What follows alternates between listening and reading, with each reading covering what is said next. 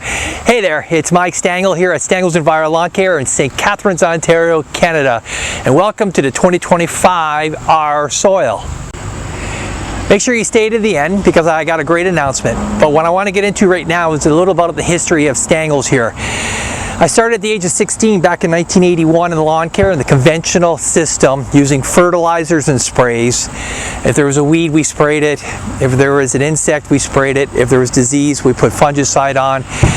At the end of the day, all those asides basically added up to suicide because as over the years, I was getting some low toxicity from the products I was using, and to the point where it actually collectively added up, and I was getting dizziness, nauseous, dilated pupils. By the end of the day, every day, especially with using Dursban or other insecticides, I was getting toxicity levels that were pushing me to the edge.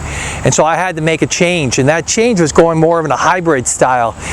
Hybrid meaning I was using more organics and still using conventional, but the organics weren't cutting it. They weren't giving us the results, and that was back in the 90s. And into the 2000s, I actually went more organic, and even so further into what they call now regenerative, for the fact that when my kids were born, I stopped putting any of these products on my home lawn. And it wasn't until about 2018-19, listening to Dr. Alan Williams about epigenetics, and then listening to John Kempf about epigenetics, is really the aha moments of what I had done up to the time of conception of my children. I passed on everything I dumbass did to them. When our daughters are developing, their eggs are developing at the same time, which means epigenetically I've actually affected my grandkids and then their kids. So generations I've affected with the products I used up to this point. But I had changed everything by going more regenerative, and it wasn't until in 2009 in the Ontario province that we went for a full ban. And with that ban, where there was no pesticides, but they still had pesticides, they just did a lateral, which meant they were using something lesser, but it was still a pesticide. And they're using a product called Fiesta, which I will never use. Everyone else uses it because they think, and that's the problem, they think. And it's so simplistic that the way they think that it's a herbicide, it'll kill weeds, but it does far more damage to the actual applicator and to the soil itself. And such, they still continually put fertilizer on. Now, the other is that the homeowner sees this as the righteous way to do things because it's being sold on the shelf the same way. And then you've got people online actually trying to sell these products and marketing these products along with the manufacturers, saying this is the way, this is the only stuff we have. So like I said, I started back in 1981 at the age of 16, and it was really about an economics. We got up to 6 million square feet a month. That's over 1,500 customers. I had 9 employees at the time, multiple trucks, but it was based on leveraging volume. And at the end of the day, it wasn't keeping those customers satisfied, it was just pushing a product on the consumer. And today, we're doing regeneratively 2 million square feet a month, and we're actually measuring our outcomes. As of 2015, I incorporated the actual microscope in doing a soil analysis of the biomass ratios of the bacteria to fungus on every home that we've done. So since 2015, I have a history of how our soils developed over time and increase in the fungus. And like we find every winter from fall to spring, the numbers of the biomass ratio increase dramatically for the fungus. And then back in the day when we were conventional, we were in the visual field, and we looked at the lawn. If we saw weeds, we thought the lawn was imperfect, so we had to put a herbicide on. The consumer went that same way. And we see a green, fast-growing lawn, it meant everything was working. But at the end of the day, that was a visual field of ego. I once saw Deepak Chopra, and he broke down ego as edging God out. I actually brought it into the regenerative world, edging the green out. So basically what the consumer at the end of the day has no idea that the fertilizers they're putting are damaging the soil and the local and plus global environment, and at the same time collectively adding up in the wildlife to us. And as well, the sprays that they're using still today are a pesticide. Though that the signs they put on the lawn are green, signifying or signaling to the consumer's visual field safety, but it's nothing short of the fact that it's still a damaging product to the soil, to the applicator themselves collectively over time, like I had gotten toxicity levels. Even so, down the road, they could have illness or cancers that may arise from the products they're using, as well as the kids and the animals, the pets that are playing on those lawns. So we went regenerative mainly because I didn't want to have those products around my kids. I felt the end result of it, and at the same time I had to have an outcome or a business for the family, and by going regenerative and using the 2009 ban on cosmetic pesticides for killing weeds and insects, I did that shift. And with that shift, I re-educated myself, going to Graham State, doing his course, Elaine Ingham, Nicole Masters, etc. I was doing everything I possibly could to study the soil, to understand the soil. I'm going to show you some tools that I've used now and some tips that'll help you along your way in the lawn care or even in ag, because we've actually done tests with cash crops, vineyards, and right now we're doing one in a greenhouse that's coming out really well for controlling fusarium. Long and the short, if you know soil health, you can branch out into many fields, from cash crops, market gardens, greenhouse, vineyards, etc. So I'm going to show you some of the tools I use. The tool I love the most, or the bestest tool, is my penetrometer. Basically what it's going to check is the compaction levels in the soil. Okay, so this is the penetrometer. I tested a lawn the other day and it was lush green, and going up halfway up the lawn it went to a thin yellow pale, and there's a tree there. Looking up at the tree, various parts of the tree were lacking leaf, and so I knew the tree was in stress, and I knew it was more of a compaction. So when I went in with my penetrometer checking for compaction, I went down 24 plus inches downward, showing that the moisture can go down, the roots are going down, the air is going down, the microbes are living freely and doing their job. But as I went up towards the tree, I couldn't get no more than 3 inches, which is this deep. So which meant that there was a compaction rating of 300 psi at that 3-inch depth, which meant the water wasn't getting down, the air wasn't getting down, and you had more anaerobic to facultative biology, which was creating the nasty stuff down there, and thus the tree was having issues. So what we had done after doing this,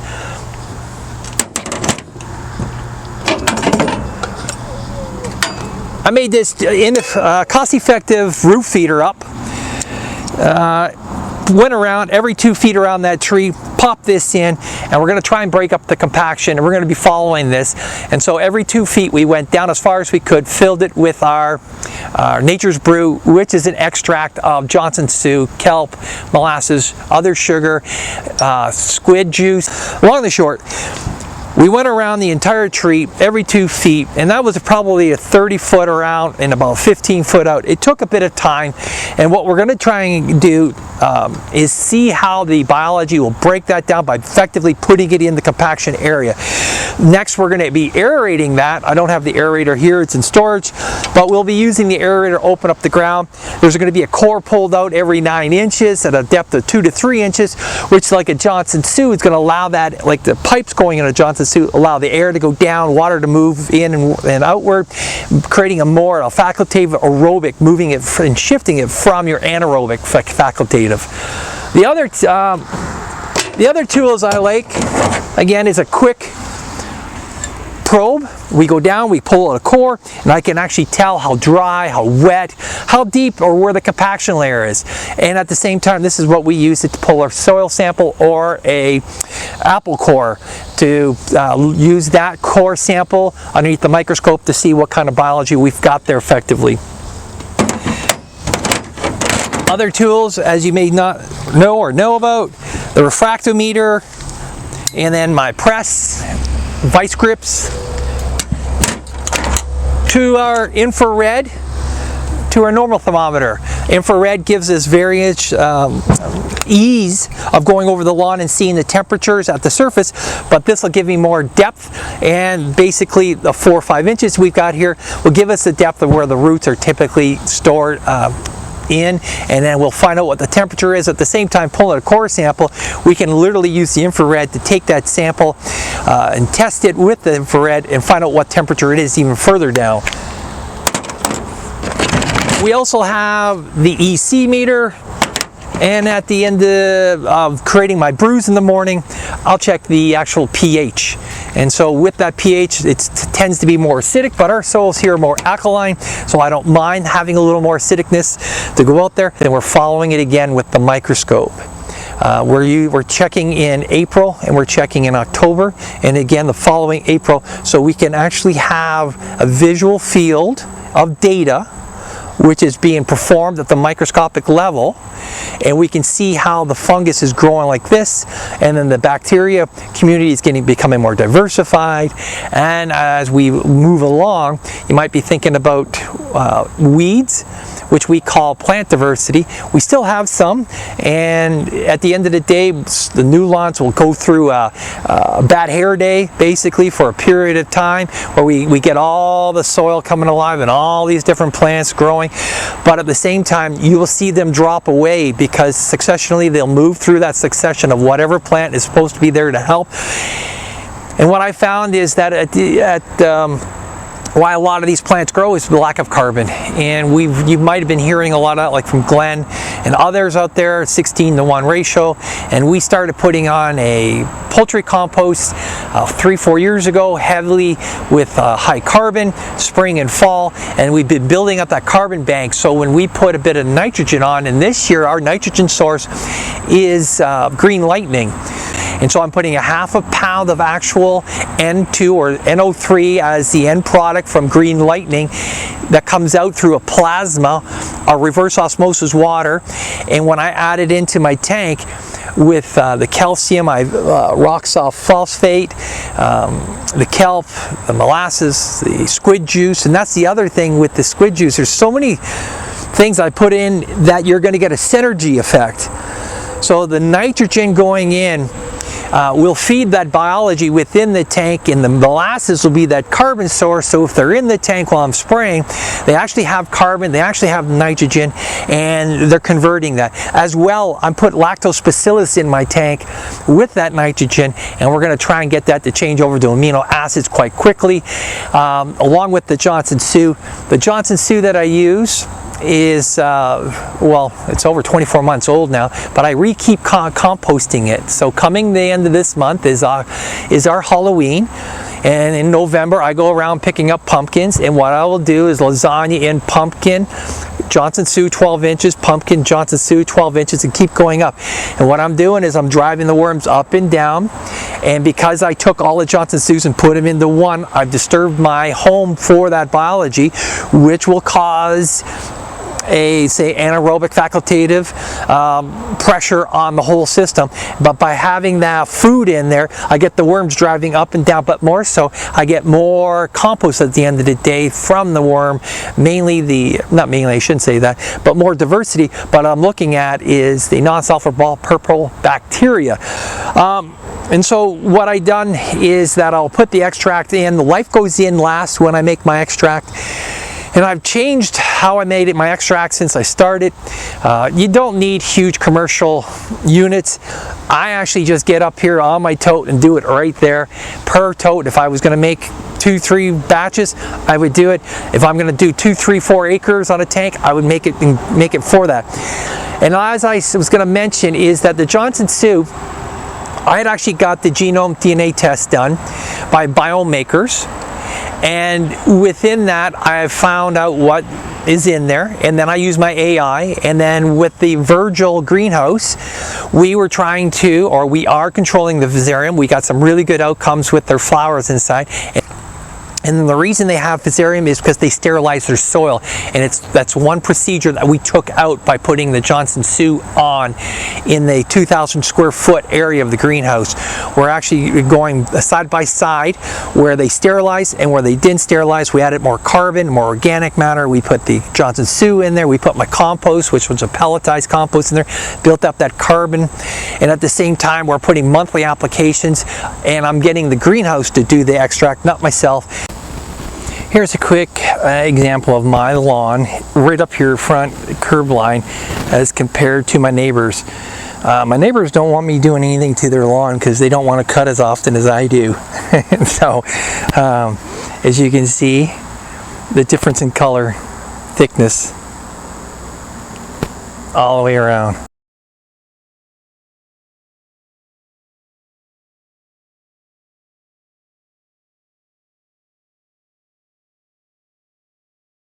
Challenge I like to take on all the time. My son is getting into the ag industry, and he decided to turn my lawn into a bit of a paddock. And so we've got chickens, we have ducks, and we have pheasants over there in there. But as I have to maintain this lawn, and I took it on upon me as a challenge, and you can see, well, we have a lot of chickens. They're not out right now, but it's doing all right. We're into the fall. I just put an application of my Pelletized Ultimate Compost on. Need more information? Just let me know, and I'll get you that. Again, we're using squid juice, molasses, green lightning. And as well, we use the pelletized compost spring and fall. And what we're trying to do there is build up the carbon account, because that currency of carbon really makes a transition happen quicker. Right now, my green lightning, I go to a John way down by Windsor, 3 hours away, and he creates my green lightning because I don't have the actual unit yet. We've been testing it on the turf, so I'll go and get it. As well, there's our granulated compost, pelletized ultimate compost I call it, and we put that on 10 pounds 1,000, and we do get a huge carbon spike, and that shows up with a nice color, and it really greens up nicely in the spring. So today is Saturday, September 27th. Our Johnson Sues, I keep them in the existing bioreactors, and I take from them. You can see my shovel, you can see a scale with a bucket there, and I weigh out how much I need. Like today, we're putting a 2 pounds per acre. We got a spore field, so we put 5 pounds of extract in there. And it's an automated system. There's my valves above, and we have bubblers inside, which water. I have a controller onto that, and the controller's running only 30 seconds every other day to keep it moist. This is a quick look at my Johnson Sue. Recompost it. Obviously I don't get all the pumpkin seeds out. You can see that here, and there's my little bubbler in the middle connected to that line there. Long or short, I lasagna, and I will be putting there's 3 of them here together, and what I'll be doing is disturbing this, and so in that disturbance I'll put a layer of pumpkin down pieces, then 12 inches of compost, which is the Johnson Sue here, then pumpkin, Johnson Sue, pumpkin, Johnson Sue, and fill it up. And as you can see from the top, we still got about 1.5 feet actually from the top, so it will settle down. And by putting the pumpkin in there, it takes space, allows air movement in and out to keep it more anaerobic, facultative aerobic. As well, we do keep it moist, and I do feed it throughout the season. Now, going back to that pumpkin, the worms that are in this compost will migrate up and down to eat that, so making channels for air, water, and other to move. And so that's why I did that, and that was just out of making sure it never went anaerobic and compacted. And then when we tested this, we found we had greater diversity. We also had greater amounts of purple non-sulfur bacteria, and the results at the end of the day speak for themselves. Like, we are getting huge results. It's just not gonna appear overnight. Okay, as I was mentioning earlier, we use the microscope to check the diversity of biology within every core sample taken from all our properties, as well from our compost, from our extract, from the farm fields that we deal with, from the greenhouse, from the market gardens, etc. So anywhere we can take a sample to see what's going on within the soil and to give us direction. We'll bring it back here to the office. We'll look at it underneath the microscope. And as I was mentioning earlier, I have collected a data field since 2015.